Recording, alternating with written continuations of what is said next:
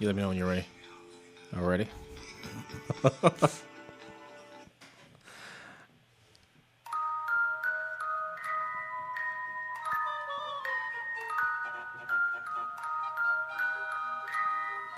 Fakakta Comedy Funhouse Network.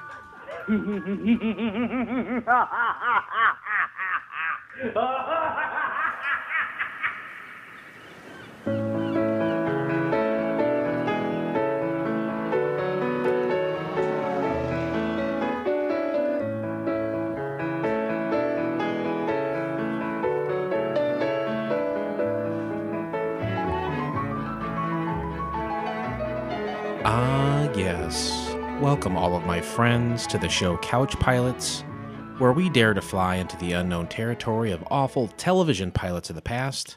My name is Jason, a.k.a. the Black Manchester by the Sea, and across from me is Black Manchester by the Ocean himself. It's Captain Philip Restisher. Evening. Good evening, sir. How are you? Good. Just good? Yeah, you know, my circadian rhythm is changing. You know what that is? Do you have to put a tampon in your butt or something for that? Yeah, I don't know. What is that? No, well, I mean, it does involve me putting something into my butt, but it also means that my internal clock is changing. Because of spring forward, fall back? Yeah, and also I got a new job, so... Nice. High five that shit. High five it. I have to wake up early, so I was like yawning all day at this new job because I'm not used... I was second shift is what I did. Right. Now you're in the real world. I'm a man. This show is built on the back of his back burps. I'm a man now, dog. Word? Word to your mother. And you know who's... Speaking of mother... That was good. Yeah. I've been planning it all day. Big time supporter of the show, supporter of us, supporter of everything we do is DSJ. Right. Backbone of the show, almost. Absolutely. Every flight is safer because he's here. Mm-hmm. And usually he's out there with the golden cones on the runway, waving us from to and fro. But as we discussed recently, he was in a plane accident. With Harrison Ford. Yeah. Oh, no, sorry. I was just saying his mother. And his wife, who is deceased, R.I.P. Penelope. R.I.P. Penelope. R.I.P. Penelope. It's not funny that she's dead. That's not funny. That's a real person that died. She was a whore. Yeah. Yeah. She's a gold digging whore. I mean, let's just say. I mean, you don't want anybody to die. No, but you know, it feels good to say that out loud. Oh, it does. And, like, I feel better. I wasn't even married to her. It's one of the few women in the world I have not been married to. Even as we know, you've been married to most women in this world. Did not work out for most of them. No, not at all. But yeah, she's dead. She dead. She gone. And thankfully, his mother did not pass away. She was in a coma. Right. She was in a coma. We don't know if Harrison Ford was okay because there was some kind of his agent had talked to the doctors and sealed all the documentation and everything. The Illuminati. Right. They're probably involved in covering that up. So, but we know Penelope's dead. DSJ had some bumps and bruises. We flew down and picked him up in Mobile, Alabama a couple weeks ago. Yeah. He's back to work. Yeah, he's back, and we done buried Penelope. Right. She's in the ground. We brought his mom back. We went and flew down there and picked her up and flew her back. And so she's at home resting. I mean, I wouldn't say she's 100%. Not at all. But it's funny because his entire life, DSJ has been taken care of by his mother. Because for those people who maybe not listen to the show off, this is your first time. First of all, welcome. Welcome. And where have you been? Huh? Where have you been? It's 70 episodes in. Happy 70. Oh, happy 70. Thank you. What do I have to get you for the 70th? It's for the 70th anniversary, it's paper. Oh, perfect. Thank you. This show's built on the back of his back burps. Pardon me. Taco Bell? No, I had Super Euros, which is like the dirtiest place I've ever been to. It used to be the old Wendy's next to the old Shakey's? Yeah. For all those listeners that are from This is very East specific Peoria. information. This show is built on the back of his back burps, and they are coming full throttle tonight. R.I.P. Penelope. DSJ has Down syndrome, okay? That's why we call him DSJ. It stands for Down Syndrome John. Right. And his whole life, his mom has been taking care of him, and now the roles are kind of reversed. And to be honest with you, I'm really surprised. He is really... stepping up to the plate. He's changing her diaper. He's sponge bathing her. Mm-hmm. He says he doesn't enjoy it, but he has this weird look on his face. He grins. I mean, yes, he grins all the time, but this is a different kind of grin when he's talking about sponge bathing his mom. We have to do his checkbook for him and pay all his bills. Mm-hmm. But he's cooking and doing the laundry, and I've really got him. We've worked really hard over the years getting to where he could do his own laundry, and he's doing a great job, and he's doing his mom's laundry. So, and he has something else. He said he shaved his cat. Really? I remember when we got him that cat, the replacement cat. Right. Well, the robot cat. Yeah, he seemed fine with it, but he got a new cat. And I don't know what he did with the old cat, but he said he's been doing all these activities and these chores at home, and among them, shaving his cat. Yeah, he shaved it like a lion. It had like the big mane, and then the tail, the poofy thing at the end of the tail. You follow him on Instagram? Exactly. Yeah. So, I mean, I guess that's good. I mean, I don't know that his mom would have done that. Great. That's a tiger. It's not a lion. Damn. It's great. How close were they to using the Cowardly Lion to sell Frosted Flakes? Very, very close. Come on, kids. It's cereal. Oh, very good. But in the continuing saga that is the life of DSJ, he is completely on the mend. He's kind of becoming a man, which I think is timed very well with the fact that he's going to be a father very soon. Very soon. So this is almost like good practice for him on taking care of another human being. He's taking care of business. TBC, as they once said, the world's best yogurt. Speaking of there's a diaper party that's going to be happening, and Richard, don't call him Dick. Is supposed to be. I mean, I haven't been doing anything about it because I'm under the impression that Richard, don't call him Dick. Big Dick T is taking care of it all. I don't want to speak ill of the living. I will speak ill of the dead, Penelope. But I think Big Dick T might be doing this for frequent flyer points. Well, he did something the other day for frequent flyer points. What's that? He sent me a 50-foot Ethernet cord that he made just for our plane. That's fan feedback for you. The show is built on his... Excuse me. That's really inappropriate. I apologize. Don't do that. Yeah, I got a box, a huge box in the mail, and I was like, oh my God, he sent Lori's body part with, like her head or something. Which is what you've been secretly hoping for. I'm not going to confirm or deny that. It's fair. But no, he knows we've been having some issues with some of our video workings here, and you would think this is Air Force One, everything should work right. Well, guess what? Obama kind of fucked us because not everything works right. Obama did fuck us, and you know what? More and more reason to go with Donald Trump is what I'm saying. Right? Yeah. He's fixing the nation. Right? One wall at a time. One wall at a time. He's making America great again. But I recently, I went and because we're on a budget. Sure. We're ballers on the budget. But I ran the line and I drilled the hole in the wall over there. You can see the wall of the airplane. I drilled the hole down there. Yeah. It doesn't go all the way out to the outside of the plane. It just goes. It's the interior wall. All right, because I was like, you got kind of look freaked out there. No, you understand the air pressure in the cabin and how. Oh yeah. Do you? Yeah. Really? Yeah. All right.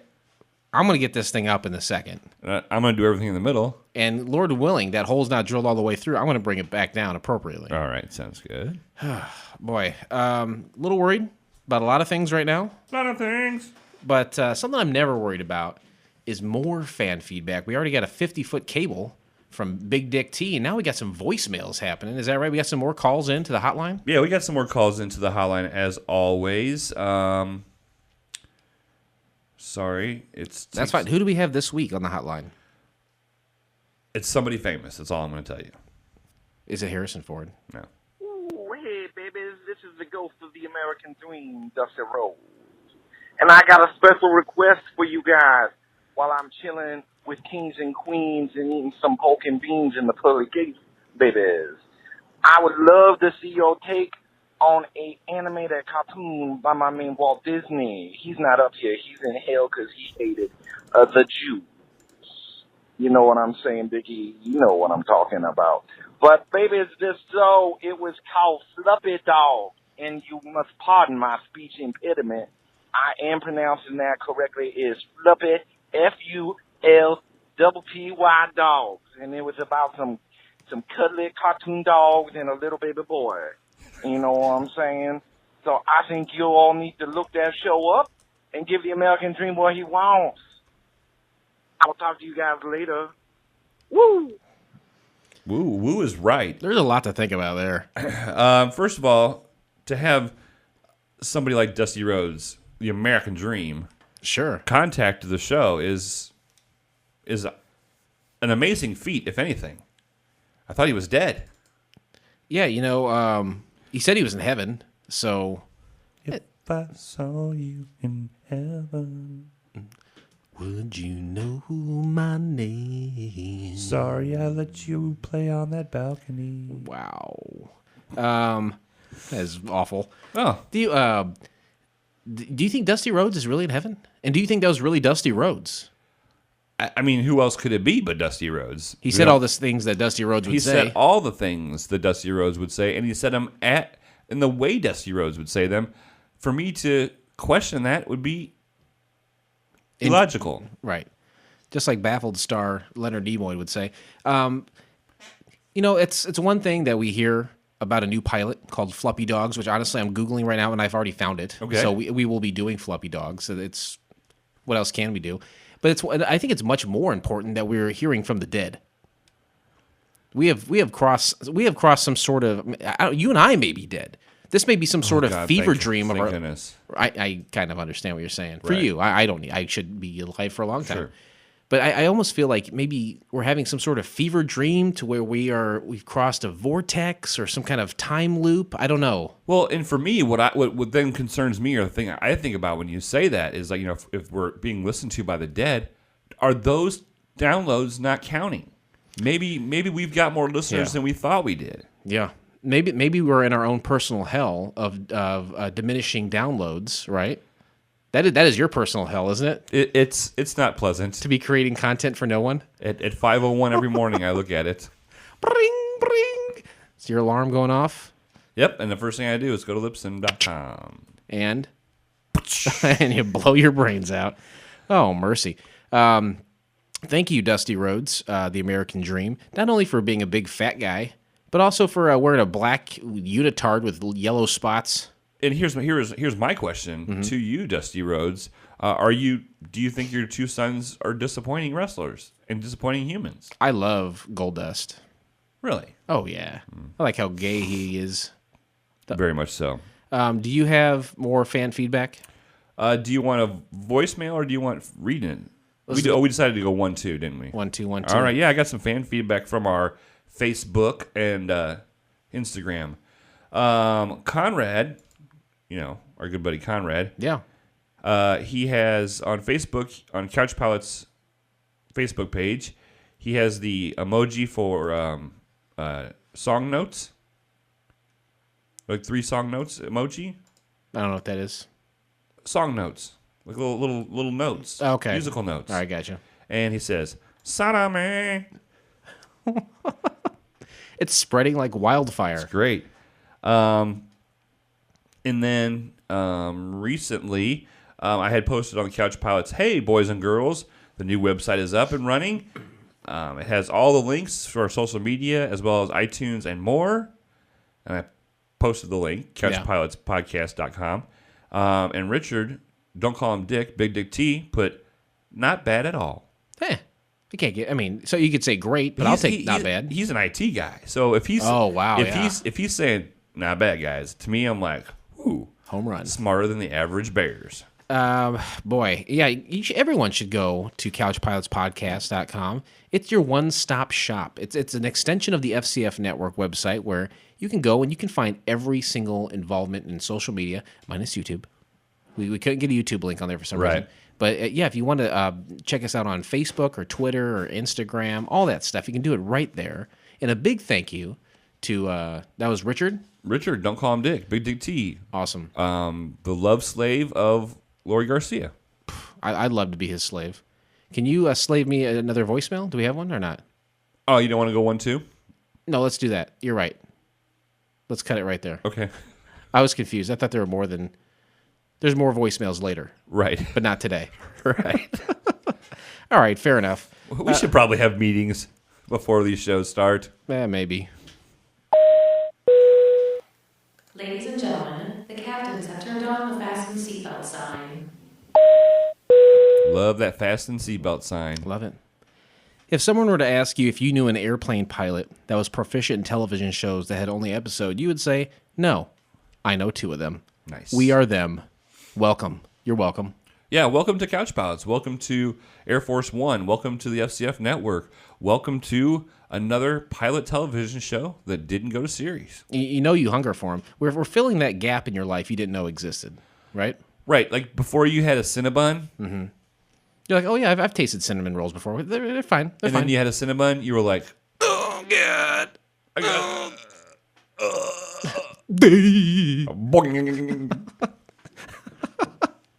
You got a huge boner from eating a Cinnabon. Metamilk boner. Oh, boy. Today we discuss the pilot episode of Genesis 2 from the year of our Lord, 1973. Great year. 1973 was a very, very good year. Yeah, I agree. And you know, rarely do you used to be very confident in how great the years were. Then you kind of sloped to where maybe we're dipping into bizarre times in your life, but now you're on the upswing. Hard times, as Dusty Rhodes would say. Wait, you just sounded like Dusty Rhodes. I didn't sound anything like Dusty. And you said it in the manner that he said it. Are you Dusty Rhodes? No, I'm not. All right. Why was 1973 so good? I wasn't born yet. That's why it was good. Yeah. Do you remember a time in your life where you weren't alive? That's a good question. Some would say, let's say, misbelievers would think that there was no conscience before you're born.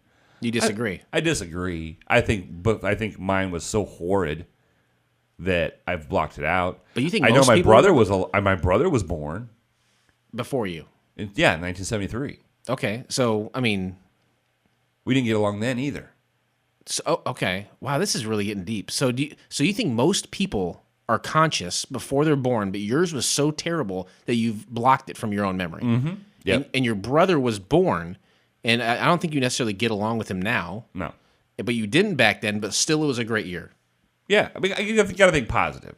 It was great for me because I wasn't aware of everything. Like I wasn't having the bad luck didn't start. You know what I mean? Instantly. Right. Like so that's why it was good for me because I wasn't having any emotional or mental pain.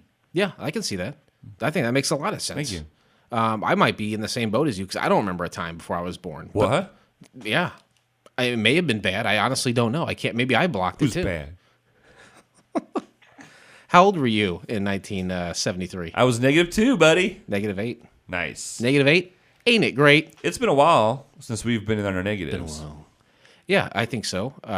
It's coming back around again, right? What are some of the highlights from that year? You know, do you want to take a guess? Well, I wasn't. I have no idea. But you know all about Hamilton and his ongoings, and you weren't alive then. Because I listened to the play. If I make a musical about the year 1973, I'll know everything about it. I'm sure there was some kind of hostages. The Yankees probably won the World Series, and women thought they could vote. Well, you're right about most of those. I'll touch on a few other things. And the reason we're talking about this is because we want to put you back in the mind frame of that year before you can properly digest this failed pilot. So let's start with Roe v. Wade makes abortion a U.S. constitutional right. So that was the Roe versus Wade was where you could have an abortion if you wanted to, and they couldn't do nothing about Karl Rove versus Atlantic Ocean. The wave. You know, I don't know why Karl Rove was so pro-abortion and the wave was anti-abortion, but that's the way the chips fell. Sure. And I got to tell you, a lot of times we say we don't know politics, right? No religion. No cops. No her. And you know what? This thing kind of encompasses all of it. It really politics, does. Religion, her, and cops. It really does. Because cops are the ones that do most of the abortions. And cops know what's legal. Oh. And no, they do abortions too, I'm sure. A lot of people will stop me on the street and they say, Jason, what do you think about abortion? Are you pro-abortion or are you against abortion? And I think today I'm not trying to grandstand, but I think today is a good day to finally reveal my thoughts on abortion. Okay. I will say that in 1973, it was made legal. Very good. So I mean, it's a fact. And it's kind of controversial to say, but I mean, it is a fact. That's right? true. So yeah. Those are kind of my thoughts on it. I don't know about you. Hey, you want to hear my opinion on abortions? Mm-hmm. Here's my opinion. All right. Do whatever you want to do. Yeah. As long as it's legal or even if it's illegal. Oh, no, not if it's illegal. Don't do it. Don't ever do anything illegal. Do anything as long as it's within the parameters of law. Anything you want as long as it's under the parameters of law. Anything you want, you got it. Exactly.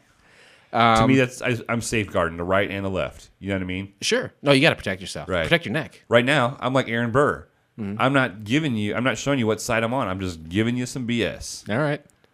Good reference. He was known for that. World Trade Center in New York becomes the tallest building in the world, and if I'm not mistaken, holds that title to this day. Jason, the World Trade Center, it blew up. How'd that happen? The government flew some planes in it and then let off some explosives. That's 9/11. You're talking about 9/11. Right. I'm talking about the World Trade Center being the tallest building in the world in 1973. Right, but that same building that was the tallest is no longer the tallest because it blew up. It's no longer I thought it was the Twin Towers that blew up. Are you sure it's not the World Trade Center? They're the one and the same. Are they really now? I'm mistaken then. Boy, that's... Did you say Empire State Building? I was thinking that, though. Does that count? The one that the gorilla, the King Kong went up? Yeah. That one. Oh, yeah, that's the tallest building in the world. Watergate hearings begin in the U.S. Senate, and President Richard Nixon tells the nation, I am not a cook. I am not a crook. Why haven't we done this with Trump already? Impersonated him? I think a lot of people impersonate Trump. Oh, really? Who do you think's the best at it? Tig Notaro, I think it does a good impression. Right? I haven't heard hers. I thought you were going to It's say... not good. I thought you were going to say Alec Baldwin. Oh, he's good, too. I like him. Yeah, he does a pretty good job. Everyone... You said, is it crook or I'm not a cook? It's crook because people were saying he was a bad dude and was doing stuff wrong. Okay, there's something wrong with the website I pulled this from because I thought it was like I'm not a cook. I was like, what is that? What does him having to do with the kitchen have anything to do? I'm a president. Presidents don't cook. But you're saying that crook, like he was a criminal. Yes. All right. Well, I'm back in 1973. Well, you know what? I look at it this way. You were -8. I mean, how would you know any of these details? I appreciate that leeway. I was only -2. You should be aware of some of these. I was aware of some of these details. So, why did we choose to watch Genesis 2? 3 simple criteria. First, it was a pilot that never went to series. Only one episode was made. Whether it was aired or not is irrelevant. Number 2, we had to be able to find it.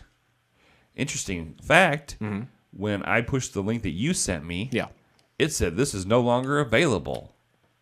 Say what? Yep, it was no longer available. The link that you gave me, YouTube wanted me to pay $2.99 for it.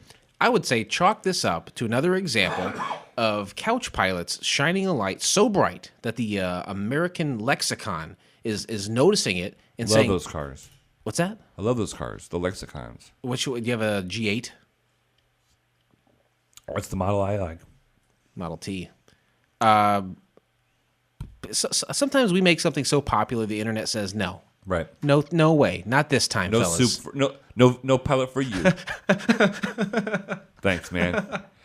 I haven't been killing it tonight, but you helped me out there. That's from Seinfeld. Right. And then the third one, the third pillar, the third rule is it had to be free. In which case, you're about ready to pay $2.99 for it. I was not going to pay $2.99. I was going to text you and say, "Guess what, asshole? You're on your own for this one. I'm going to tribe this shit. I'm going to hand in my tribe card. Yeah, and I'm going to skip it. You would hold on to it. Yeah, I wish I would have. So you found another link, I assume, and then put that in the show notes, right? I will. Yeah. Okay. Well, you can find the entire episode by subscribing to Couch Pilots in iTunes or your favorite podcast app of choice, and then click on one of our classically blue links. They're in our show notes, or go to YouTube, and you know what to do. You know what to do, too. Very good. See, I knew you'd get onto that. Press the button. Flight attendants, prepare for takeoff, please. I'm all about getting on it. There's DSJ, waving those golden cones. Love you. Love you, buddy. Our thoughts are with you, my friend. He's a widower. A widower with a baby coming. Yeah, that's the worst kind, right? That child will never be able to. Well. No, I guess that it's not the mother. So. Well, now here's yeah, exactly. But here's the question, though. Let's say Penelope's dead, obviously. But let's say this woman who's having his baby dies during childbirth. Oh, jeez. Or what if DSJ dies during childbirth? Is the baby coming out of him or just from the nerves? No, like an unrelated accident. Oh, okay. Well, wow.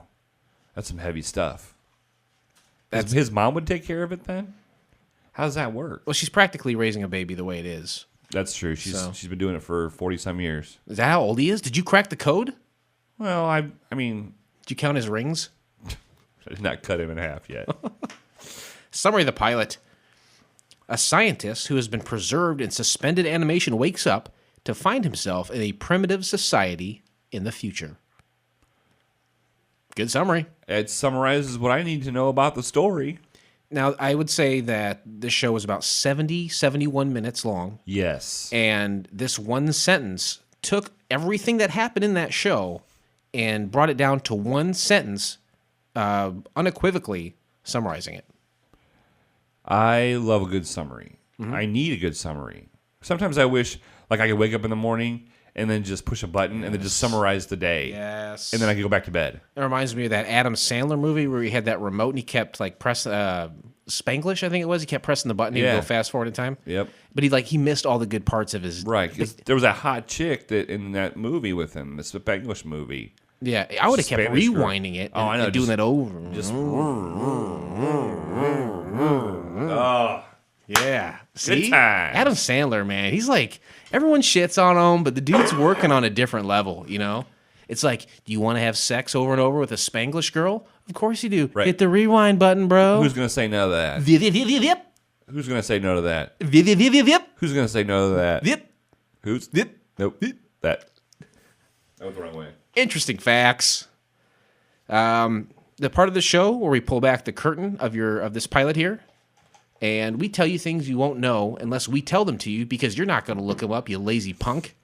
I don't think any of our listeners are going to look up stuff. No. They have other things to do. They're not flying a plane. You know, they're probably playing golf with their kids or shaving their cats. Making Ethernet cords. Sure. Important stuff.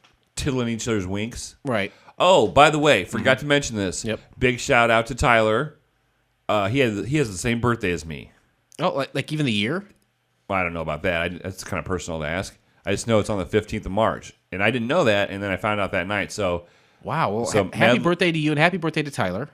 And do you guys also have... What do you think this is?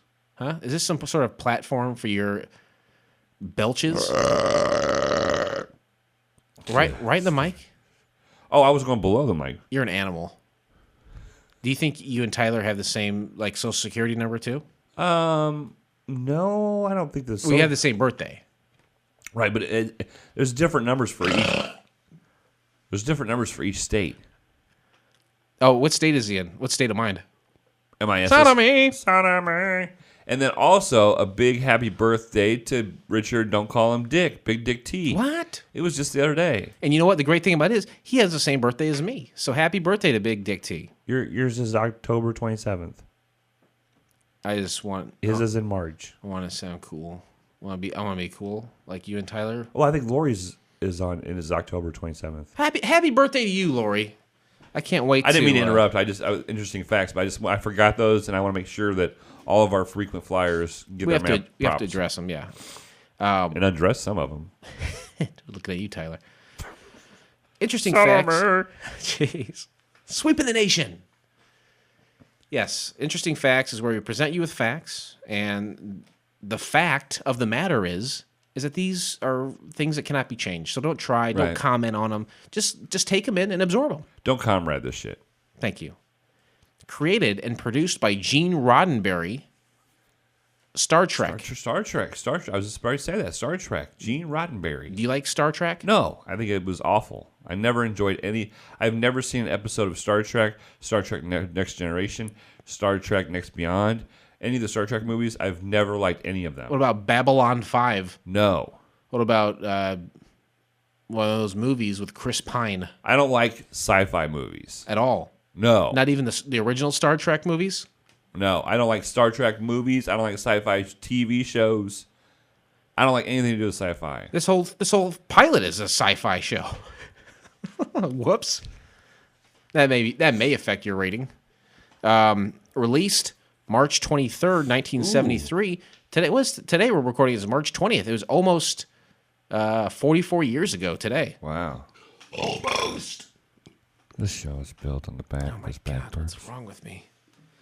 Genesis 2 was the first of 3 concepts that Roddenberry hoped to develop in a new science fiction television series following the success of Star Trek. The other 2 were the Questor tapes and Spectre. Spectre or Inspector? Well, I like to hear the word Spectre, but it looks like Spectre because it's like TRE at the end. Ah, Spectre. Eh? Hey, Spectre. What's happening? Hey. Although Roddenberry had stories lined up for a 20-episode first season, CBS declined to pick it up. Picnic basket. CBS says, no picnic basket for you. Hey, boo-boo. Put down this picnic basket. But Yogi, I'm hungry. I'm going to have sex with your girlfriend. Boo-boo goes wild. Call back. Boo-boo runs wild. CBS declined to picnic it up, opting instead for the short-lived Planet of the Apes live-action series. Planet of the Apes.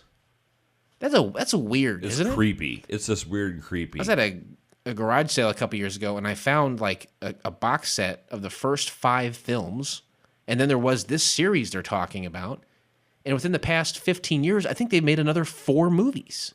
This thing won't die. Was there one with Marky Mark in it? Marky Mark was in the reboot Planet of the Apes, and then they like rebooted it later with like prequels, like building up to the time where Apes took over with like James Franco, and then some other girl was in one of the last ones, and now there's a new one coming out with that guy from Cheers, not Ted Danson. Norm. Yeah, John Ratzenberger, I believe, stars in the new Planet of the Apes film. That's gonna be great. I think a lot of it's just him, like it's old footage from Cheers. Right, him just. Wasn't he an accountant in the show? Wait, Norm? Yeah, he was an accountant. Yeah, he was an accountant, and the other guy was a mailman. That's right. But they found common ground with alcoholism. It's the best way to find it. Oh boy. Let's see. Science fiction justification for Lyra and other Tyranians having 2 navels, because remember they say I had 2 belly buttons? Yeah. Is that they have... You like that, don't you? Yep. There's going to be a navel bump if I've ever smelled one. As they have redundant circulatory systems. However, Gene Roddenberry joked that behind-the-scenes reason was to make up for the covered-up navels mandated by network and studio censors during the production of the original Star Trek. You know what that means? So... they wouldn't let them show their belly buttons, so Gene Roddenberry made them 2 belly buttons so that it didn't look like a belly button, so then they could show it. I think the rules had changed in the 1970s to where you could show belly buttons. So he says, I'm going to double down on these goddamn navels. Make up for it. But in the 60s, they said no navels. Right. So why can't you show somebody's belly button? Do you think in the right light and maybe in the right position, a belly button looks like a stomach vagina? Yeah. A stomach vagina. Well, I've got a little bit of hair around mine, so I would think that, yeah. Yeah, I think so. And how does yours smell? Like a pussy? It smells like Aunt Flo's in town.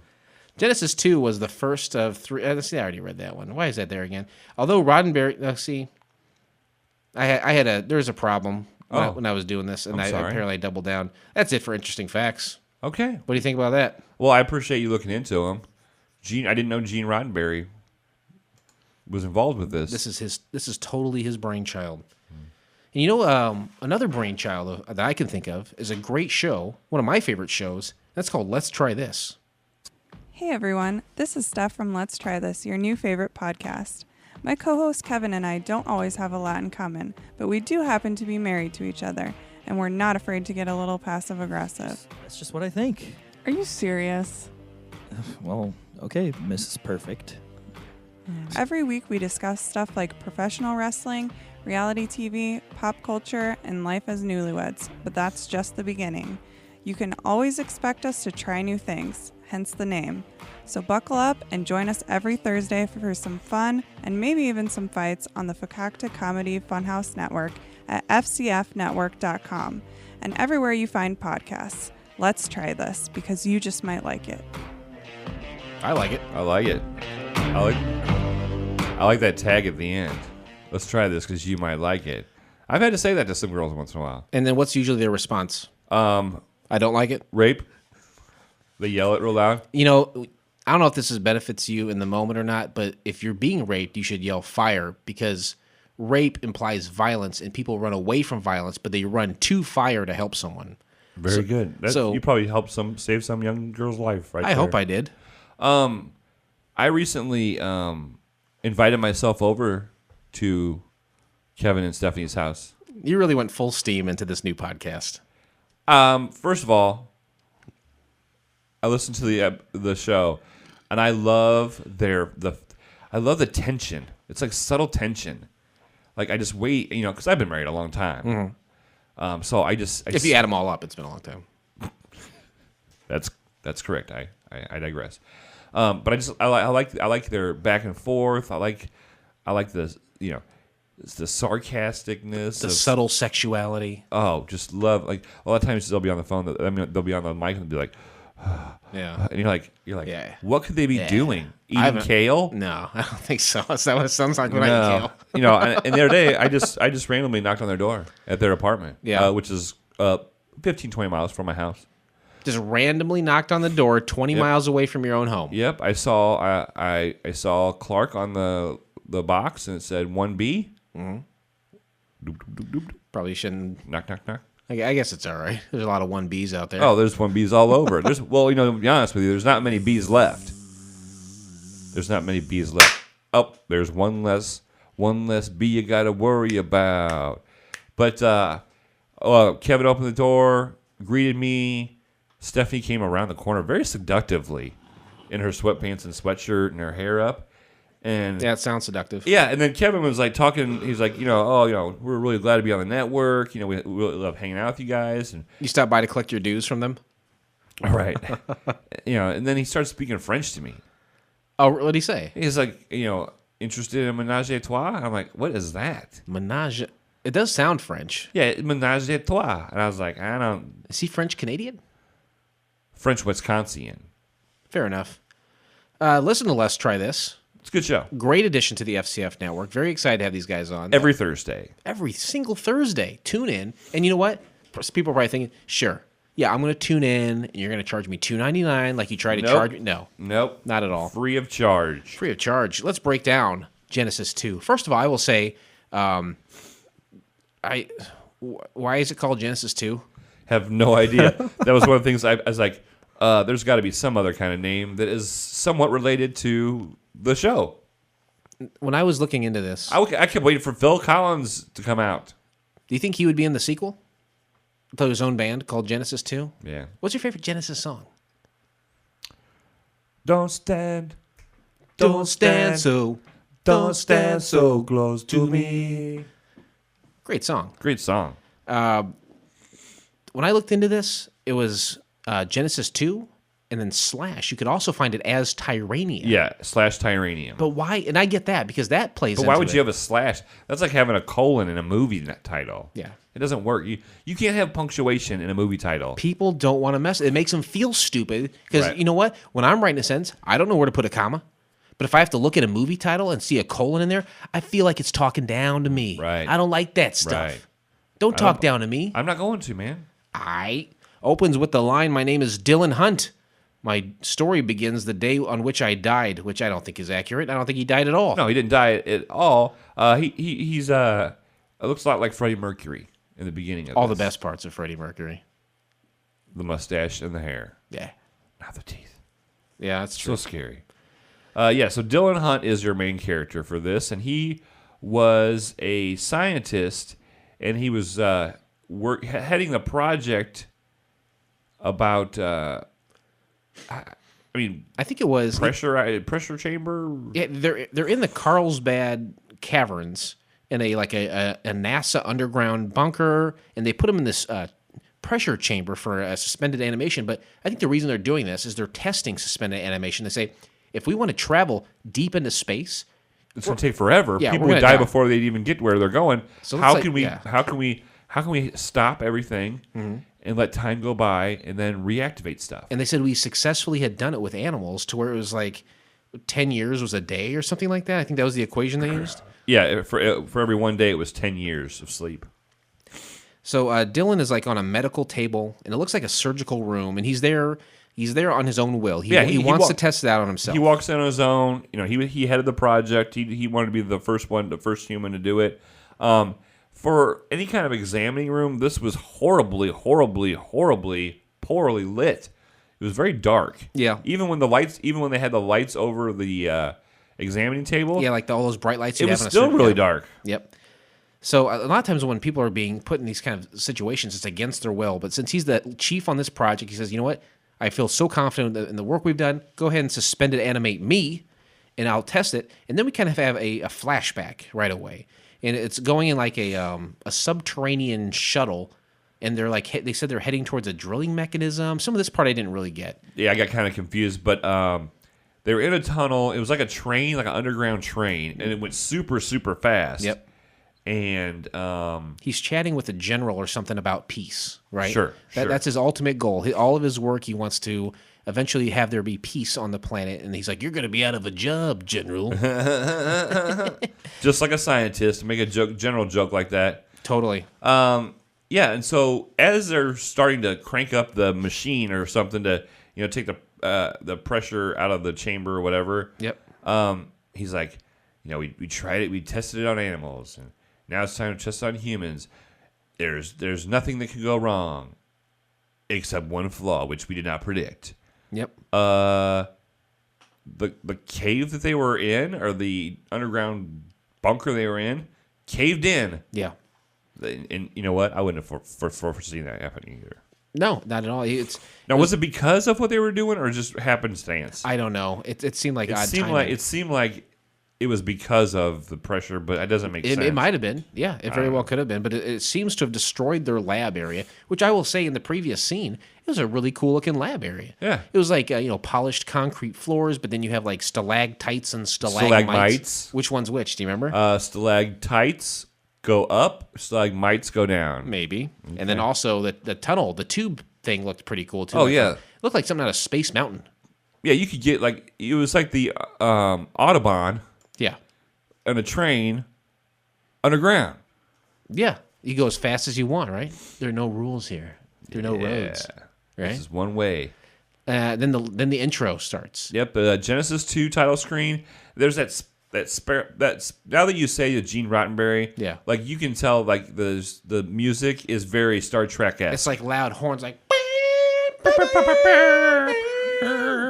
It reminds me of when Captain Kirk had to fight Spock with those Klingon swords. Never saw that. I don't know. Someone comes all upon Dylan. They're outside of the what was like the pressure chamber. Right. You see some faces outside. The porthole thingy. Yeah. And at first it looked like little kids. At first I was like, what are these little kids? But yeah, so some people they find him, and they look in both the windows, and from what I gathered, all the area around him is all crumbled up and stuff. Yeah. But the pressurized chamber didn't collapse because of the pressure. It withstood all this, and then eventually they kind of hack into the system to open the door because they couldn't open it because of the pressure. And then, but all the lights and everything still works even after all this time, which we'll find out, and all this damage done to the outside. The electrical aspects of this thing still seem to work. How convenient! Nuclear power. Very much so. They decompressurize the room. They go in, and he's got some scruff going on now. Yeah. Just a little bit of scruff. A little bit. Not too much. And they see that he's breathing. Yeah. Because they zoom in on his nose, and at first I was like, whoa, this is awkward. Why are you doing this? And I still couldn't tell that he was breathing. I was like, is this Freddie Mercury or what? Right. It does look like Freddie Mercury. And so they come to find out he's breathing, and he wakes up. And then there ensues about 5 minutes of him just mumbling. Yeah, it was very bizarre. Obviously, he was kind of groggy, but the I think they could have gotten away with us believing he was groggy without the 5 minutes of. It you could not understand what he was saying at all. It was very. Yeah. I mean, it was overly done. It was like not necessary. I would have been terrified to be one of those people to go in that chamber. Yeah. Because I don't know who this guy is. He could be poisoned. I was seriously thinking, what if there's something wrong with the air in there and breathing that in? What if he had farted a long time ago? Yes, and it fermented into some sort of super virus. Yeah, it's like a super sponge. Yes. Fungi. Yeah, I'm a fun guy. I know. I was going to say it, but you beat me to it. And then, they're carrying him away, and they examine him, and one of the girls says, he must have been a handsome man. Right. He didn't look that much different, except he had some scruffiness. This phrase, he must have been a handsome man, is the first of what is seemingly an orgy of just sexuality that this pilot has. Yeah, there's a very, very large undertone sexual essence of this. You bet there is. Gene Roddenberry had a hard Roddenberry, if you know what I'm talking about. High five that shit. Thanks. Hard Roddenberry, boom. So he starts to wake up a little bit, and he's got this lady taking care of him. And he's like, "What year is it?" And she says, "It's 2133. Great year." I hope. I assume. Oh, I'm just so. I'm sorry. I'm used to saying that. That's my fault. We haven't been there. I don't know. Right. We haven't been there. We haven't done that. Why are these people speaking English? Huh? Well, because the movie Spanglish didn't really do well in the box office as we thought it was going to do. Otherwise, they would be speaking Spanglish. Oh, definitely. So it comes out, if you do the math, it comes out he had been in that chamber for 154 years. Jeez, man. Woo! There's two white broads, I think, and a black dude. And the black dude is rocking a killer gold chain. Love the gold chain he's wearing. And they're all wearing burlap sacks. Just pretty much, yeah. But it's a little bit different color, but yeah, they're burlap sacks. They're wheeling them through a hallway. And dealing them. Yeah, they're wheeling and dealing them through a hallway with, it looks like a nice hallway with a bunch of framed pictures on the wall. Like, this is bizarre. There are people, like, at a bookshelf reading books. Like, why are you wheeling them past all these people? And then he goes by a classroom of kids that are singing. Yeah, there are a bunch of children singing. Why are they wheeling him past all this stuff? And then they go into an elevator, what seems to be an elevator, and of course it has your favorite thing. Elevator music. Whoosh. Oh, sliding doors. Sliding doors. Hell yeah. There's nothing that says the future in a pilot than sliding doors. Amen to that. So they start going up, and he starts mumbling, need drugs, make me want to live. I need drugs. Give me drugs. I need to make me want to live. I don't blame him. I think I wanted some drugs at this point during the show. Just like Freddie Mercury. Commercial break. Did Freddie Mercury have a drug problem, do you think? I'm sure he did. I'm sure he did drugs. Well, right? he definitely died. I'm sure he did drugs. He died of AIDS. Now, was it from he's a gay guy, and at the height of AIDS, is he get AIDS from gay sex, or is it from drug use? I'm going to roll my dice and say gay sex. I will probably say the same thing. We're back at the show, and it looks like some hot broad was beating him off. Did you see this? Yeah, it was supposed to be like a sponge bath, right? It's revealed seconds later to be, but at first I was like, there is some sort of glitch in this YouTube video, and this woman is jerking a dude off. Right, and this is very much where it seems to really get sexual. Kicking it into high gear. Yeah, and to be honest with you, this young lady. Yeah. Oh, my God. Almost instantly, right? Yeah, she was hot. Come to find out, he's in the presence of a group called PAX. Mm-hmm. And the lady that's taking care of him, nursing him, is Lyra, right? Lyra? I think so, yeah. And she gets naked and has two belly buttons. She's wearing some sort of, like, skin-tight bra and panties that have, like, geometric shapes that just, like, almost looks like it's painted on her. Right, that's what I thought it was. And I am hard as a rock at this point. Oh, yeah. This is unbelievable. She has beautiful skin, beautiful face, beautiful hair. I'm not going to lie. There's going to be a blonde bump. Yes. A buxom blonde bump? A buxom blonde belly button bump. Nice. Well, that's good. That is good. Thanks. So, yeah, she looks like she's beating him off. He's been out of it 8 days. He's kind of been in and out. 8 days a week. This show was built on the back of his songs. I love you. 8 days a week is not enough to show I care. Ooh. and the fade out. Yeah, to me, if I'm in a coma for 150 years and I wake up and there's some hot blonde beating me off, mission complete. Right, literally. Yeah. I talk about meta milk boner. I definitely had to mark that down. Meta milk boner for this one. You milked out. She's been caring for him, quote unquote, which makes me feel like I need to get cared for. Pax are the name of the people, and this lady immediately trusts Dylan with a massive secret. Oh yeah, she's like, I'm a mutant. I'm just infiltrating Pax. I'm like, well, wow, this guy just came out of a coma. What would you tell him? Yeah, I can't walk. Who knows what I'm going to say in my sleep? And you're telling me that you're a spy working for another group of people? You're crazy, lady. While they're talking, she is stroking his chest. And then that's when she undresses, and you see the two belly buttons. And she's like, hey, I'm a different species. We're superior to humans in almost every way. And then after she says that, she approaches him, and then it cuts to a different scene. He just boned down. Yeah. They had to have had sex, right? Yeah. And oh man, you think that would almost kill that guy though at that point, right? Like how much life force does he have in him to where now it's time to bone down? Just think about it, how like for 154 years he's been building up fucking blue balls. He would probably drown her. The next scene is like sitting on top of a geyser. Right. The next scene, Old Faithful. The next scene, he is the. It's like a council, right? Discussing Dylan's fate, yeah. And the black guy was named Isaac. Primus Isaac. Honestly, I think Dylan is the only name I got in this whole thing. So you're going to have to help me out through this. I got a couple of them. And then the head of security, the chief of security, Primus Olaf. Yeah. Not to be confused with Evander Holyfield. Is that what he looked like? No, he was white. Dylan, he's given a tour, and it's now been 15 days since he's woken up. And he's getting stronger. Yeah, and the Primus Olaf is like, hey, we can't let this girl, be in charge of him anymore. He's going to find stuff out. Yeah, and because they must know that there's a bond between them or something. And then he's showing them. It probably heard him fucking. These stalactites are thin.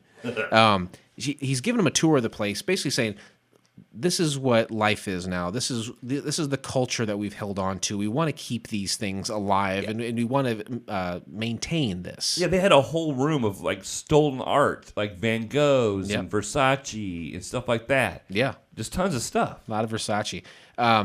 He asks her, the blonde chick, later about the singing children, and she's like, "What are you talking about? You must have been dreaming." Yeah, she goes, "People don't sing unless they're told to." And then they head to the surface, and I'm thinking, I know I saw the singing children, but did we see them? Was it real? Right. Was it some kind of meta thing? Was he dreaming it? Was he hallucinating? Maybe. Was he thinking about it weirdly? Did it really not happen? Well, she takes him to the surface, and there's people on the surface, like lookouts, and they're scouring the land to see who's coming and going. And you're thinking, I wonder what's going on. What is the meaning of this? What is happening outside that these guys need to be doing this? And Dylan, when he gets up there, he's glad to see nature, but he notes that the landscape has changed. Airports and highways that were once there have disappeared. Yeah, the whole towns are gone. Yeah. It's very bizarre because they're up way high on a lookout point, and it's just beautiful nature, almost like nature has reclaimed the earth. Right. It's reincarnated itself. And I think this new society is stupid, and they don't know anything about technology. That's what they want you to think. They want you to think that, they talk about the death bombs of the people before. Basically, we all blew each other up prior, and now the world has regenerated itself completely. Yeah. And they stray away from technology and lust because those are the things that cause them to blow each other up before. They're trying to learn from the past. Yeah, but I thought that death bombs was really weird. I know. Death bombs in the motherland. Death bombs in the motherland. The show is built on the back of his song. The council arrives to the surface, and they introduce themselves to Dylan. And Dylan seems a little bit standoffish, because this girl's almost kind of been talking her side of the story up. She's kind of been dissing Pax. And he's kind of like, well, I'm going to keep the council at an arm's length. And the lady is then taken back inside, and the men talk, right? Yeah, it's time for some guy talk. Get the ladies out of the way. Hell yeah. Dude's going to be talking shit. And they're like, hey, we got a new nurse for you, basically. Yep. And she's the one that goes over the whole thing about lust and how that was the end of civilization was because of man's need for lust. Now, obviously, Two Belly Button Lady is the hot bombshell blonde. But the other girl had a pixie haircut, and I know you're down with that. I'm down to clown. Which one do you pick? In this situation, I'm going to pick mutant. Yeah, I agree. I'm going to pick mutant. The pixie's cute, but she was just overly blah. You know what? You know, if they're friends, I'll take the friend in this scenario. I'll go for the pixie. All right, high five that shit. High five it. She was like uptight, and like I think I like that. That yeah, could be a tough nut to crack. You know? Oh, I get it. I'm just saying. The council, pilots that play together fly together. That's right. The council is talking to Dylan up there, and they're concerned that he might contain knowledge that could be very useful to PAX, and they want him to work with them. Right. And then they go back inside, and Dylan, like you say, he gets a new nurse, and you can see immediately that he wants to get down with her. Oh, he wants to fuck her too. It's crazy. He is poon hungry, but she is adamant that lust, like you discussed, is the downfall of man. Lust is the bust. That's right. I think this girl, I mean, she's kind of cute, but she's kind of a turd too, and she needs to give it up to the man from the past. Right. Who? I think if you're 154 years from the past, and you want to have sex, they just have to do whatever you want. Yeah. Say a woman was frozen who is like your age, and then she wakes up today, and you find out that she's like 200 years old. You want to hit that, right? You want to say you had sex with a 200-year-old lady? Yeah. Oh, definitely. Hell yeah, man. I'm really into like real MILF porn anyway lately. Yeah. That's good stuff. In the middle of the night, that first blonde, what's her name, Lyra? Lyra decides she's going to escape, and she goes and gets Dylan and says, "We're escaping." Yep. She beats up the people that are like kind of looking after him. They're like, he's like, "Where are we going?" And that's when they're going to go to Terrania. Yeah. And as they're leaving, she's got like this weird little dart gun, and she's knocking fools out and she's setting up the subterranean transit system to go back out. And Dylan is instantly shot by someone else. He gets darted. Yeah. Like they don't have guns in PAX. They don't have guns to kill people because, come to find out, you can't. If you're a PAX, you can't kill. Yep. So they just dart people to where they fall asleep for a while. Yep. But he gets darted, and she just picks him up and drags him on the train. And off the two of them go 1,000,000 miles an hour. And here is the first time that I really feel that Dylan is walking into a trap, and only his mustache will save him. What's that? Oh, dude, I'm sorry. I totally stepped on your joke. It was supposed to be a really funny joke about his mustache. I'm sorry. Yeah. But It's a Trap is funny, too. Everybody's a lobster guy. It's not near as funny as the only thing that gets in his way is his beard. Whatever. Sorry. I'm sorry. Let's see here. What else? Go ahead and take it because I lost my place. Okay, so they get to this place, and they stop, and they get out, and there's a bunch of weird cave people that do whatever this Lyra says, and she's like, "Oh, they train our horses." And he's like, but they won't like look him in the eye. But they look weird. like cave people. It's a weird and sad place. Very much so. Very, very. And here's these people. They look like barbarians with fuzzy Russian hats. Is what they look like. I wrote, "Get up, horsey." I don't know. Everyone, looks like they're quiet and sad, and here again, that Lyra is she's just hurting for a squirt. She's hurting for a squirt. And she's good God. looking. There's nothing I wouldn't do to get a piece of this. Can you fill up 2 belly buttons? Is what I want to know. With cum or urine? There's a big difference. How deep is a belly button that you couldn't fill it with urine? How deep is your love? Oh boy. They're outside and on horses, and there's like a raccoon in a tree, and Dylan is wearing 8 fur coats. Right, and there's this weird Disney like flute music playing. Yeah. And there's vast nature all around. Everything is beautiful. Like you said, there's squirrels, there's raccoons, there's streams, there's waterfalls. Everything is green and lush and pure. And like you said, he's got all these bear skins. It doesn't really explain it. It's like in one scene he's wearing his clothes that he's wearing earlier, riding along, and then the next scene he's got like a ton of fur coats on. And another thing you will notice during this scene, there's a lot of bells. I would think that if you're trying to escape from the PAX, no matter how far away you are from the PAX, you probably should not have bells all over your saddles continually. Yeah. Every time you run, it was annoying as fuck. Yeah, it was. And you also see this was on Superstation TBS. That pops up a couple times, which is nice to see that. Well, they come upon Terrania, and it looks kind of like an isolated city on a secluded bluff, kind of off in the distance. That's when you first see it. They enter the city, and there's a woman like practicing her recorder, and then like a superhero walks by. Do you notice this? It's like a dude wearing nothing but like briefs, and then like a long blue cape. I missed that. And I was like, what is happening in this city? It's very bizarre, and no one like looks at him or talks to him when they get there. No, it seemed like a city of hippies, like a communion. Like a Roman hippie communion. Yep, that's exactly. Write it down. That's good. Yeah, there's a dude like wearing a leash at one point too. It's real weird and sexual. And then they enter into what appears to be like a Roman orgy chamber, right? Right. It's all like granite floors and columns and like these like kind of like thrones and people just like laying around. It's all sexual and peeling grapes. I love it. Dylan's taken to a room with another hot girl named Astrid. Did you see this, broad? She had the dark hair. Oh yeah. Jeez, man. And isn't this where Lyra got her stem? Somebody gave her stem out of the box. What's that? The stem? Yeah, what's the stem? Jesus, did you watch this? No. Did you just wiki this shit? I wikied out. Now is that you saw when it was 110 minutes? You're like, I'm wikiing this shit. No, is this the wand thing? Yeah, it's called a stem. Okay. A stem. I didn't realize that she got it at this point. But the blonde chick is then she's speaking with the council, and she's like, he can help us with technology. It's like she's working on him. She's winning him over. So this kind of confirms that she's playing a game with this dude. In which, introduce me a girl who's not trying to play some kind of game, right? And so far the games that I've seen that she's playing with him, count me in. Oh, I'm all about these games. And you'll notice there's a lot of white slaves. Now, I'm not trying to be racist or anything, but there's a lot of white slaves in this. Yeah. It's very Romanesque. It's very Romanesque. And did the Romans have white slaves? Oh, I'm sure. I mean, I just meant like the ambiance was Roman, and then they had white slaves. Gotcha.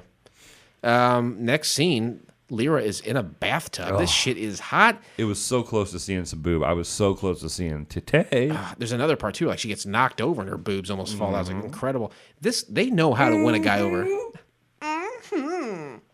They know how to win a guy over. Do they not? Yeah. They surround him with half naked ladies, all petting on him. Right, and they're feeding him. I have never been fed. I am 42 years old, and I've never been fed by a girl. I was going to say, I would love to feed you, but I don't think you want that from me. So, have you ever been fed by a girl? Like, in this capacity, not just, like, over the table, just one bite. Like, have you, like, been... Just laying around half naked and just... Being fed, like, grapes and turkey? No, but I'm going to make it happen tonight. Nice. High five it. The people are servants here, you find out. And I think Dylan is catching on that something is up. And here I noticed, too, that the audio is off. Did you have that problem, too? I'm so busy writing a lot of times, I didn't notice that. I didn't notice it probably for a while. But, yeah, the audio is slightly off here, which almost makes it feel like I'm watching a foreign film, which kind of classes up what I'm doing. Ménage à toi. Exactly.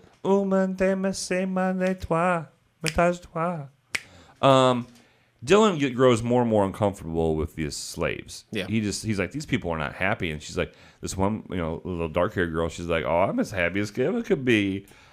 Before I came here, I was starving and dirty. Yep. Now I'm just dirty. These human beings are serving the Tyranians. Nighttime rolls around. Dylan is wearing some funky clothing. They dressed him up in some sort of weird... Tights kind of... So bizarre. Dress skirt Very, thing. very sexual. He tries to escape. Mm-hmm. He climbs a wall, basically. That's right. And I don't know about him. I would probably be hanging around and do some fucking. Oh, yeah. I would be fucking Lyra some more before I just go wandering off. So let me hit that one more time, baby girl. Oh, shit. I said, let me hit that one more time, baby girl. You want to see a nuclear power? I will show you. It's called my dick. That's right. Boy, where are we? Dylan is grabbed from behind by some huge dude. And the guys who capture him are unhappy human slaves. Yeah, I'm under the impression that they're insiders from PAX. They've infiltrated, and they're a group of scientists that have infiltrated. They're acting as slaves, but they're actually with PAX. Don't you think that some of the PAX people, too, have just been caught over time and are slaves? Oh, yeah. Well, yeah, but these guys seem like they were on a mission, and they're wishing someone could cure their lonely condition. Just bust a move. They try to talk some sense into Dylan, and they take him to show him the Tyranians' true behavior. They take him like underground. They see people like beating on the human beings. They're flogging Molly. Right. Another commercial. This time, a commercial that sticks. New England Fisherman Alka-Seltzer Plus. I always love it when I get to see the old commercials. It was quick though. It was it got cut off. The guy fell asleep who was recording it. Woke up halfway through the commercials like, so I forgot. Fuck me, right? Yeah. So Dylan's captured again. Yep. And he goes in front of the council, and the council they seem to not like Lyra anymore. They're like, you know what? You had your chance to get him on our side. Here he is trying to escape. He's onto you. Right. And this is where the trim comes in. The trim comes into play. This is where they really explain the trim. The trim or the stem? Just stem. Sorry. Okay, because I'm thinking of this. The ladies. That's what I've been thinking about all night long. He's brought in front of the council, and then he yells at them. And they start shocking the shit at him with this thing. Yeah. Basically, this thing has 9 speeds. There's 8 degrees of pain and 1 setting for pleasure. Yep. And that's how they're controlling all these people. Yeah, by keeping them in fear of being put in pain. That's why I do the show. Because of fear? Yeah. Fear of what? Pain? Fear of achievement. Yeah, you're in the right place. He then says F off to the blonde. He says, I'm on to you. You stink. Get out of here. Fuck on me. I fuck on you. He is then set to training, is where they send people that need to learn a lesson. And the council uses their magic wands to debilitate him. And it is super homoerotic. Very homoerotic. It's a stick, and they probe, and it's just weird. It looks like a completely smooth. It looks like it's got a little bit of a hilt or like a handle. And then the rest of it looks like a clear piece of candy almost. Yeah, like those little things that the kids buy that they suck on. Oh, yeah. Dylan is underground with the slaves, and it's not going well down there. No, not at all. And then they're like, okay, we got to figure out what's going on. We got to figure out where they hide the stems. Where are all these? Where's everybody that is a member of this community has one of these stems? We need to get our hands on some weapons if we're going to escape. We've got the numbers. We just need some power behind us. Right, and the only power that they would have was those stems. And so they start working on some rewiring like a ham radio for some reason. Yeah. And I started to kind of nod off a little bit. They were very scientific-y. Yeah, that's basically they're. Oh, and then Pixie Girl comes back, and she's like, "Hey, I snuck in here. Yeah. They want you guys to abort the revolution. They don't want you to abort the revolution plan. Now the plan is just to bring Dylan back." Yep. And Dylan's like, "We're here. Yeah. We're not queer. Let's just go for it." And they try to. So they got this plan where the Tyranians come down. They're kind of, I don't know what they're doing, just checking up on things, whatever. So these guys, his PAX buddies, grab him. They tie him down for the teachers or whatever they're called to look at. And while one of them turns around, they start beating on him. They debilitate that guy, and they take all of their stems at this point, right? Right. And then they crawl through like a crevasse, and then the uptight chick from PAX, that's when she's there, she sees them. And they're devising a plan and working on some electronics for some reason. And Dylan is disobeying the PAX order to leave. He wants to use the electronics to locate something, but this I couldn't understand. He's using this ham radio to find out where they're storing all of them. So they got one to kind of free themselves out of that situation. And, right. Okay. And then, so they're wanting to find the rest of them so then they can give them to all the people so they can revolt. Yep. And so he's using that thing to try to find it. And then some dude comes up on him, right? And he's like, what do you got there? And then the blondie, she comes up, Lyra, and she kind of saves him from getting his shit kicked in. She saves him again. And she's like, he's with me. Don't worry about that sex toy that he has in his hand. She takes him to another room. She's wearing almost nothing, and I am on fire. Dude, she's hot. And she's famous. She's played in something else. Has she? She has to. I'll be Googling that later for sure. Dylan tricks her into thinking that his device can be used as a lie detector, and while she's confused, he knocks her out, and her tits almost pop out. This is delightful. It's what saved this pilot. Spoiler alert. Are you surmising that this pilot is built on the back of her bosom? It's built on the back of her beauty. Yeah. For sure. I mean, I'm not going to be sexist and say it's just her bosom. Thank you. I'm going to say it's her body, her whole body within and inside and out. Yeah. The slaves are checked, and they're looking for Dylan. They're down there trying to find him. And weapons are then passed out to the slaves, and a massive revolt begins. Well, before that, doesn't. Oh, before that, they had her and Dylan have a conversation, and she's like, "What is that thing that you have?" Well, that's what I was saying. That I'm sorry. That's all right. He tricked her into thinking it was a lie detector. Right, and that's where he's asking about. Did I just completely miss what happened in our lives? Yeah. I said that while she was confused, he knocks her out and her tits almost pop out. Right, because you're right, but there was the question about. The question was like if she was in love with him.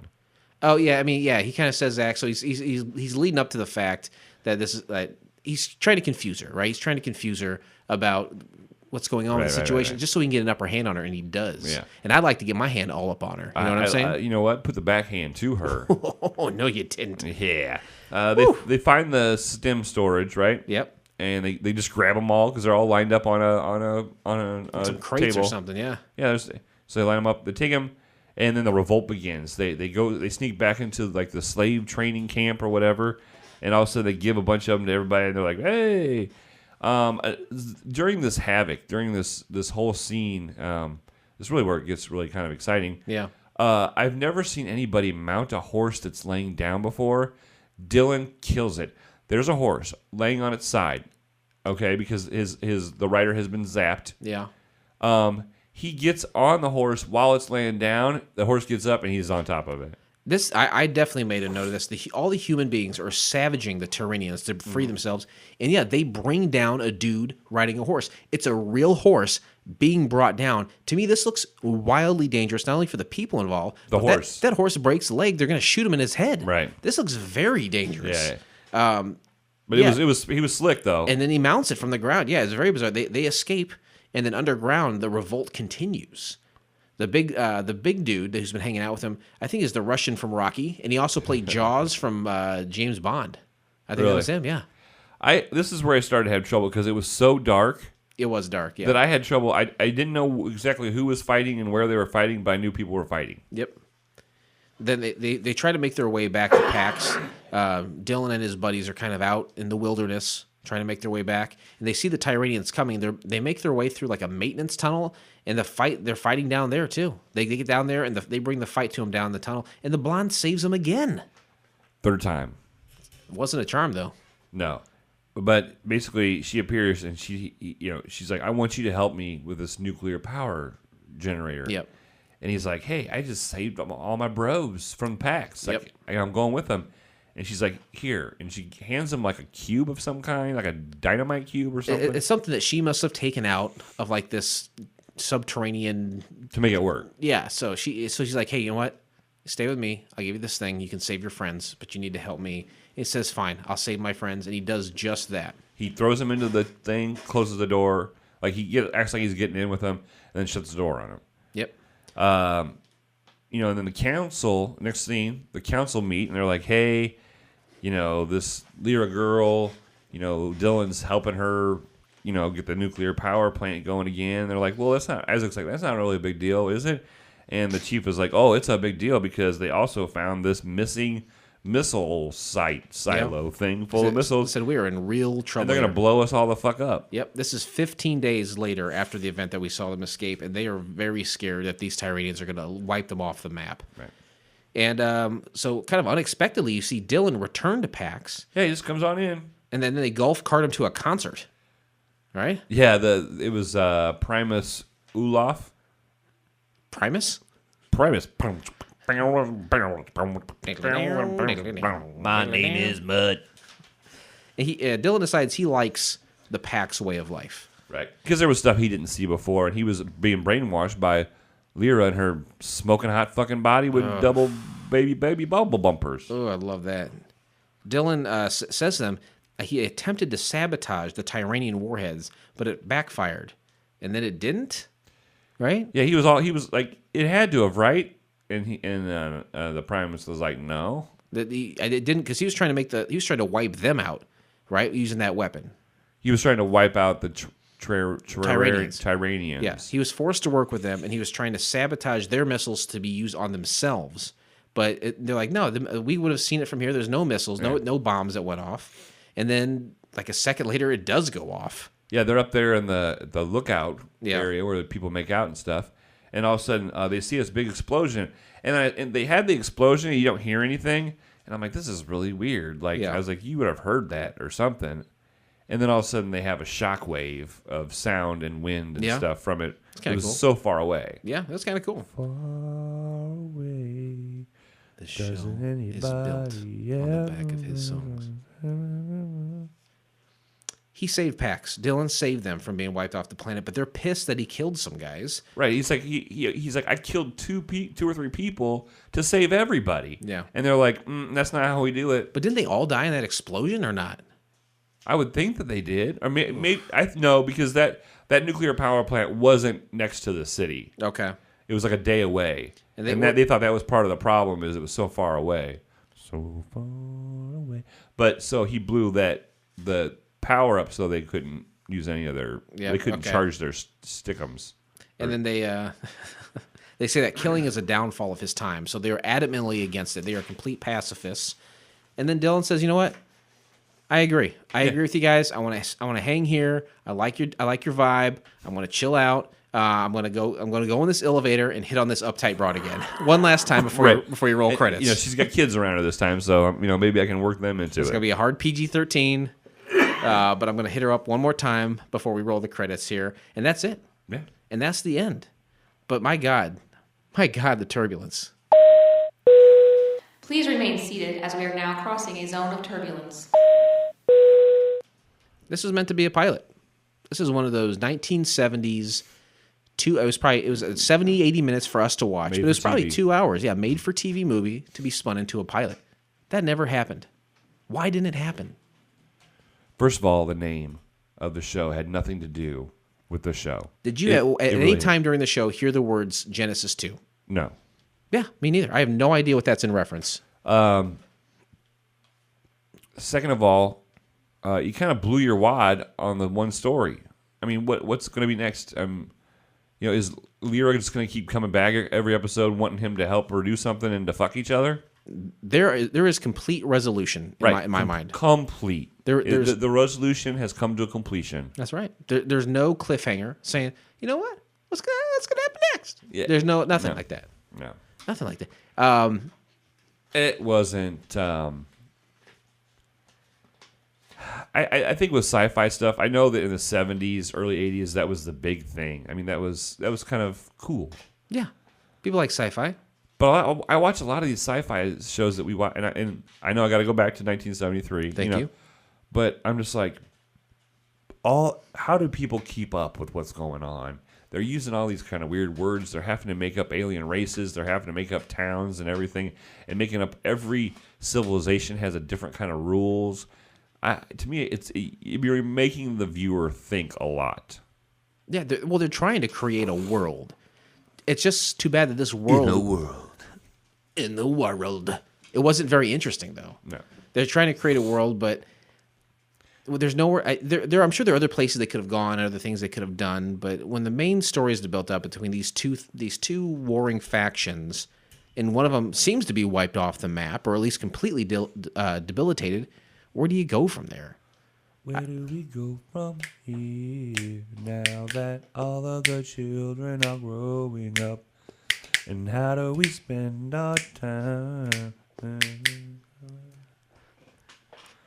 If this had survived, where would you take this show? All this would do, it would be like Fraggle Rock. All would happen was whatever happened inside that cave. It would just be all about that civilization, and every once in a while somebody would want to attack them, like the little green guys. I know where I would like to see it go. Dinosaurs. I want to see a whole mess of dinosaurs. That nuclear explosion cracked the mantle of the earth where the dinosaurs have been laying in wait for millennia. I love it. Let's go ahead and pitch it. And not only are the dinosaurs down there, dinosaurs are smart now. They come up and they got stuff to say. I got something to say. I killed your baby today. I killed your dinosaur today. Is that a Metallica song?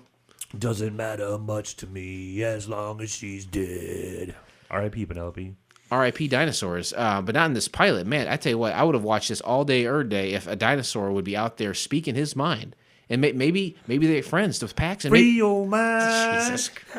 And the rest will follow. I can't take this. Multiply. Don't be so shallow. Ladies and gentlemen, as we start our descent, please make sure your seat backs and tray tables are in their full upright position. IMDb. What do you think about IMDb? You like that? I love IMDb. What did they say about this? I'd have no idea. I did not look it up. You want to stab me? Do I want to stab you? Yeah, take one stab at me. Oh, okay. I'm glad you meant. I was like, I'm not gonna stab you, bro. Stab me, brah. Out of 10, I'm gonna give it a 4.8. 6.2. You know what? This is what I'll say to you going forward. All the scores seem to be right around 6.2. Just guess 6.2 every time. Out of 607 ratings. Wow, so this is viewed a lot ratings wise. I would say so. I think this was something that it was on TV, obviously, back when there's only 3 channels. Mm-hmm. Maybe a PBS was in there. So yeah, a lot of people probably saw it. There's probably 10 million people that saw this. I don't even know 10 million people. You don't? And I don't want to know 10 million people either. Jeff Bond from MovieTrek.com says, or Trek Movie rather, looking back on the program without the benefit of nostalgia, you'll find a playground of unintentional laughs. The arc performances of the Tyranian elders in their wigs and Flesh Gordon, peekaboo outfits are the stuff of Saturday Night Live skits. Sometimes Genesis 2 comes off as a parody of dated, socially aware sci-fi drama. It doesn't help that Leon Haskins from Hogan's Heroes and the Preacher from Mel Brooks' Blazing Saddles make appearances. I wouldn't have noticed. Perhaps worst of all is its collection of horrendous Shirley Temple wigs for the Tyranian helpers that make every one of these characters we're supposed to pity look ridiculous. Nevertheless, Genesis 2 got a Hugo Award nomination for Best Dramatic Presentation and produced some initial excitement, but did not lead to a serious commitment from CBS. Instead, they went with Planet of the Apes, which only lasted a season. Ironically, Genesis 2 and later Planet Earth owes more than a little to Planet of the Apes, with its idea of 20th century man flung forward in time to an upside-down, post-apocalyptic civilization. Lot to say. A lot to say. Oh, sci-fi. It gives me a headache. It really does. Too much thinking, right? Hey, you know what? You've been working hard, working in a coal mine, right? As Devo once said, you just want to go in a coal mine, going down, down, down, working in a coal mine. Woo! About to slip down. Working. You just want to come home and just have fun, right? With your I just want to laugh. You don't want to think about all this stuff, all the troubles of this world. I tell you, Mark Farinas, also from TrekMovie.com, says almost all pilots are sloppy affairs, but they need to create new characters, worlds, and antagonisms, and often, as in the case with Genesis 2, in only 1 hour. This final moment tells me the show, no matter how flawed, would have had real potential to do something different. Teach the world Roddenberry's utopian views by learning with the lead character instead of by being preached to by him. That's a show I'd happily watch the crap out of. Yeah, he was into it. This isn't nerds. These are just sci-fi nerds talking. These are Roddenberry apologists, and I want nothing to do with it. Here's some viewer reviews real quick. Very underrated concept, thoughtful and lyrical, fine series concept. Roddenberry first post-Star Trek pilot, 7 out of 10 stars. Interesting, strong premise, 8 out of 10 stars. Clearing up some misconceptions, 8 out of 10 stars. An underrated film about social doom, 7 out of 10 stars. Stunning sci-fi with an absorbing dilemma, 8 out of 10 stars. A lot of hot classic Roddenberry, 10 out of 10 stars, a perfect score. These people love Star Trek. They love Gene Roddenberry. They're ready to consume anything he has to give. Yeah, but I'm not going to fall for it. Ladies and gentlemen, welcome to FCF Airport. Local time is 11:11 and the temperature is 69 degrees. For your safety and comfort, please remain seated with your seatbelt fastened until the captains turn off the fasten seatbelt sign. Ratings. We rate this show as we do every show, and we do so by taking the television show from the 1990s, Wings, and looking at all the main characters and giving them a number, 1 to 7, 1 being the worst, it's Roy Biggin, 7 being the best, Brian Hackett, Captain Philip Restassure. I turn to you. How do you rate Genesis 2? Sneeze. Sneeze now. Now you sneeze. Sneeze. I think it's gone. How do you rate Genesis? Sneeze. The fans are going wild. Sorry. They knew it was coming, but just when they didn't know. I tried to stretch it out. I know. I was trying to get it out. I'll tell you what. Obviously, we're going to have a buxom blonde belly button bump. Yeah. All right. Who was the actress that played that? Can you look that up while I talk? Yep. Played Lyra. She was in something like Happy Days or something. I don't know. She gave me some Happy Days, I'll tell you that much. Happy Days. I got to put myself into 1973. I'm not gonna put that Gene Roddenberry cloak on like all those people had. I like the premise of what the basis of it was. Yeah. How civilization is going to blow itself up. I do like that. Yeah, there's a lot of social undertones. With the bump, I'm giving it a 4. Give it a 4. Very good. Very good. I'm gonna go one higher. And I don't do a lot of bumps, but this girl was hot. She was hot. And although I think it would be tough to see this continue as a series, I like the main character. I like Dylan. I thought he was pretty good. Yeah. And I have enough faith in Gene Roddenberry's ability to create entire worlds in mythologies behind them that I think he could have found a way where you and I have faltered. I bet he could have prevailed. He already had 20 other ideas for episodes, apparently, that never came to fruition. He did a lot of work. He really did. So I'm going to give this a 5. It's an interesting take on a post-apocalyptic situation. And I will tell you that this actress's name is Mariette Hartley. Yeah. She is alive. Oh, yeah, she's alive. 77 years old, or almost 77. She was in Encino Man. She definitely was. But she was on some kind of TV show. I remember her. She's in something that's going to come out soon, too. So she's still working to this day. She's in the Comeback Kids. She was in the show Big Love. She was in Law and Order Special Victims Unit. She won a Primetime Emmy. Grey's Anatomy. That's probably where I know her from. I'm not stupid. And with that, sorry, but I do recognize her, and she's hot. We close the book on Genesis 2, never to be mentioned again, ever. But we're not done. We're not going to be done until every last failed pilot has been given that second look, and we do so next time when we watch the pilot episode of The Farm. Here's a little something to wet your whistle. A spinoff of the television show The Office that follows Dwight Schrute, a beet farmer, running a bed and breakfast inn. You can find the entire episode by subscribing to Couch Pilots in iTunes or your favorite podcast app of choice, and then click on one of our classically blue links in our show notes, or go to Netflix, and you know what to do. Go to Netflix, and you know what to do. Go to Netflix. And have sex. Thank you. You should say, and go to Netflix and chill. Did you just come up with that? Yeah. I actually really like that. Thanks. I'm thinking it's going to catch on. Go to Netflix and chill. No, and chill. Like a bro? Do it again. Or go to Netflix and chill. Yeah. That's awesome. Thanks. I really like that a lot. Man. If you want to come up with a cool catchphrase from Netflix, you won't be able to beat that, but you can try by going to couchpilotspodcast@gmail.com. Go to Facebook. We're there. Couch Pilots Podcast. Go to Twitter at Couch Pilots Pod. Just go to couchpilotspodcast.com. Go there, and you can get a hold of us through all these different outlets. Instagram, Couch_Pilots_podcast, or call us. People the hotline's been blinging, man. We're now the number, like when someone looks up Hotline Bling, we have surpassed Drake as the number one choice. 910 Pilots 1. That's 910-745-6871. Or go to FCFnetwork.com. That's where all of our shows are. Yeah, definitely check that out.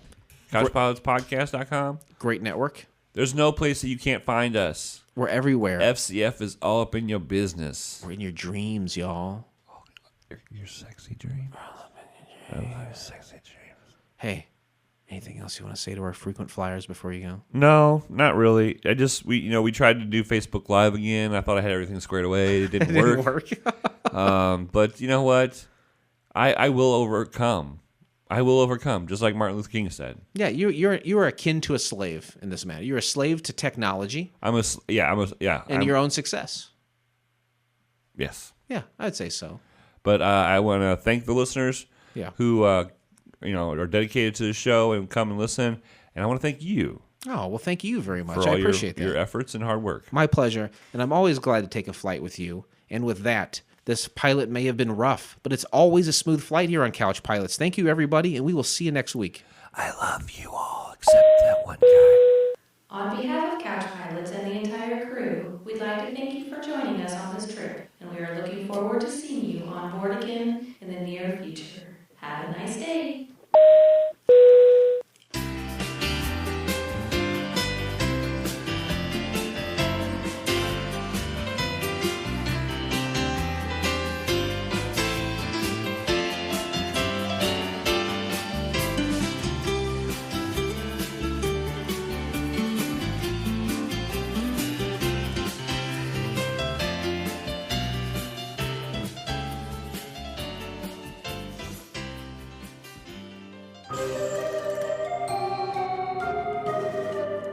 This has been a Fakakta Comedy Funhouse production, produced by Jason Tosher, executive produced by Blake Clayton.